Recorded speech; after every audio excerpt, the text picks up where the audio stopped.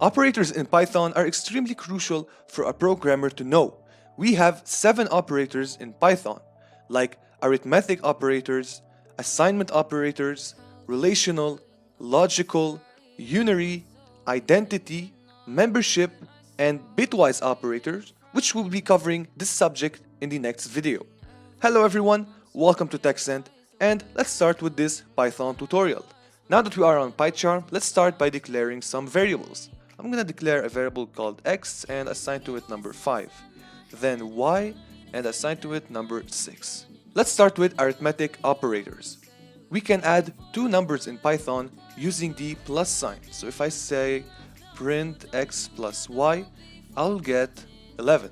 We could also subtract 2 numbers using the minus operator, and we should get minus 1. Also, we can multiply by using the asterisk sign, and we should get 30. Also, we could divide using the front slash, and we should get a floating point number. Now in Python, we have the double slash, which will give us the quotient of a division. In my case, it should be 0. Also, we have the modulus operator, which will give us the remainder of a division, and it is represented by a percent sign.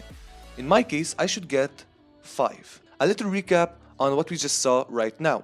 Arithmetic operators like the plus sign, minus, multiplication, division, which will give us the quotient, and the modulus, which will give us the remainder. Next is the assignment operator. And actually, we know this operator because we use it over here. It is the equal sign. So when I say ABC equal to something like 12, I'm assigning to this variable called ABC the data or the number 12. So the assignment operator is the equal to sign. Next, we have augmented assignment operator. Let's say I want to add 1 to ABC and then store the output inside this variable. I will say ABC equals ABC plus 1. So I am incrementing or adding 1 to ABC, which I will get 13. But did you know there's an easier way or a shorter way to write this expression? Let me show you. I could say ABC plus equal to 1. And this form is the same form of this one, but in a shorter way. This is augmented assignment operator. We could also use subtraction, or multiplication, or division too. So make sure to try them out on your own. We can also assign multiple variables on one line. Let me first delete whatever it is in front of me, and let me teach you this concept.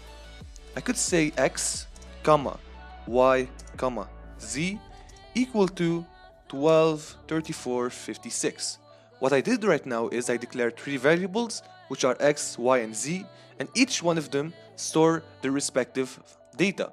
X stores 12, y stores 34, and z stores 56.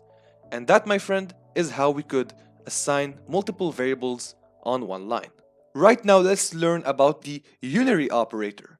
A unary operator is an operator which works on a single operand. Actually, Python supports unary minus operator. Let me tell you what I mean. Let's say I have a variable called x and I'm gonna assign to it the number 7. As I said, Python supports unary minus operator.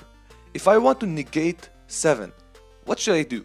Well, I could write x equals minus x, and if I print right now x, I should get minus 7. So this is the unary operator.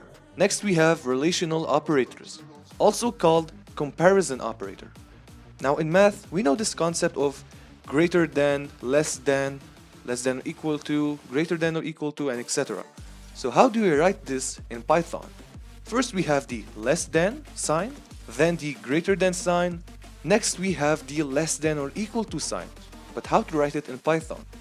We will write the less than sign followed by equal sign, and we also have the greater than or equal to. Guess, how do we write it? Well, with the greater than sign followed by the equal sign. Now there's 2 more, but I'll explain them later on. Right now, let's focus on those 4. Let's say I print 4 less than 2. Do you think 4 is less than 2? Well, definitely not. So what do you think Python will evaluate? Let's see. We got false. So Python gives us a Boolean value, which is false. If I say 4 greater than 2, definitely I'll get true. This time, I will use the less than or equal to sign. Let's say I said print 2 less than or equal to 2. What do you think we will get? Definitely I will get true. Let's say I said 10. What do you think Python will evaluate? Definitely false, because 10 is greater than 2. Now I told you that we still have two operators, and those two operators are the equal operator and the difference operator. Now this double equal sign is the equality sign. Let's say I have x equals to 4 and y equals to 5. And as you can see, this is the assignment operator. It is totally different from those double equal operators. If I said print x equal y, as I said, those double equal signs will test the equality. That means, is x like y? X is 4 and y is 5. So definitely we will get false. And yep, we got false. That's because x is different than y. So if I say this time different than y, I'll get true. That's because x is 4 and y is 5. So x and y are actually different. So I'll run my program and I'll get true. So this operator, that's the equality, and this operator actually, that's the difference. Next we have logical operators. We have three logical operators, and they are AND, OR, and NOT. Why do we use logical operators? Well, we use them when we want to compare two conditions. Let's say I have x equals to 5 and y equals to 6. First, let me just write print. And now I want to know if x is less than y. To do that, I'm gonna just say x less than y. Also, I want to know if y is equal to 2. Well, it's not, but it's just for the sake of this example. But how do we write this syntax? Well, we use the AND operator. And what this expression does is, first we will check if x is less than y. Is x less than y? Yep, it is. Then we will check if y is equal to 2. Y is 6, so it is not equal to 2. And we will evaluate false, and I'll tell you why. Let me tell you why we got false. That's because with the AND operator, we need to have both of those expressions evaluate true in order to this full expression to evaluate true. So this expression evaluated true, while this one said false. So definitely we will get false. Let's say I use the OR operator. What do you think will happen, or what do you think we will get? We will get true. That's because with the OR operator, we need only one condition, one of those conditions to evaluate true in order to this full expression to evaluate true. And we have this expression which is true, this one is false, so definitely we will get true. Right now, let me use the NOT operator. I will say z equals NOT z. What do you think we will get? First, let me just print z, and I think we will get false. Yep, we got false. That's because the NOT operator negates z. Next is identity operators. The identity operators in Python are used to determine whether a value is of a certain class or type. We have two operators which are is and is not. Okay, if you didn't understand, let me just show you. Let's say I have x equals to 5. Right now x is storing an integer. Let me print type of x, which will give me the type of x, which is integer, is int. So the is keyword is actually the identity operator. This expression should give me a Boolean value either true or false. What do you think it will evaluate? Let's see. Definitely it will evaluate true. That's because the type of x is an integer. If I said float, float means a decimal number, I will get false because x is an integer. But if I said is not, let me just add it over here, is not float, I'll get true. That's because the type of x, which is an integer, is not a floating point number. And last, we have the membership operator. This operator tests for membership in a sequence, such as strings, lists, and tuple.